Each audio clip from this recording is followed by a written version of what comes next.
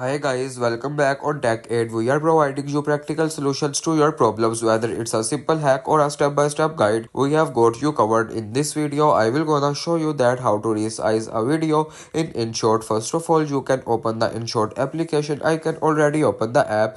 After opening the app, you can now just simply click on the video option at the screen. And now you can tap on new, or you can use your drafts videos. I can use my new video to resize, and here you can just simply select the video that you want to resize. I can select this video. Now you can tap on the tick option at the bottom right corner of the screen, and here you can just simply click on the video timeline at the very last of the screen. Now you can tap on canvas at bottom left side of the screen. You can just simply select the option that you want to resize, and this is the way you can resize a video in Inshot. Or after resizing a video, you can just simply export the video in your gallery. If you want to keep your online activity private and access to restricted contents like I do, trying using a VPN. It's secure, easy to use, and makes a browsing safer. The link to buy is in the description below. If this tutorial helped, don't forget to like the video and subscribe for more practical solutions. Got questions or need extra help, drop a comment below